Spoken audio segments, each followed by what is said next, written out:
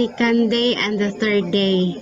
One day of God is 1,000 years of man.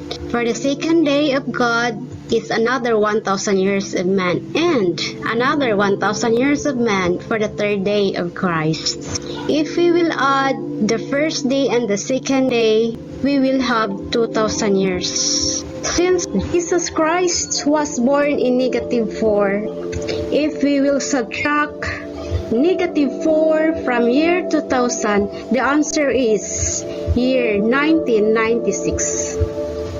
Consummatum est. In English, it is done. In Cebuano, natapos na. What was done? The 2,000 years of Jesus Christ, being God the Son, has been done. It was in 1996, wherein the following year is 1997.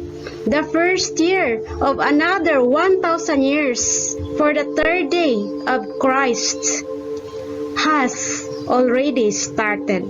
His second coming on earth as God the Holy Spirit to judge the living and the dead.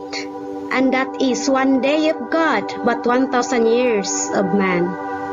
This is the real judgmental day. That is why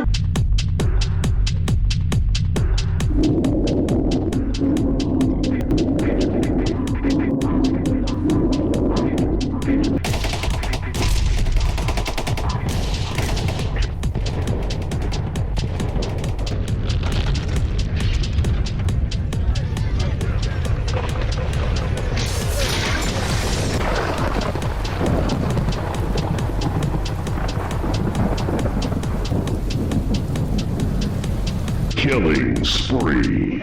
Headhunter. Hat trick. Christ appears in a certain nation to whom his kingdom is given. The kingdom of God will be built even in troublous times, as what Prophet Daniel had said.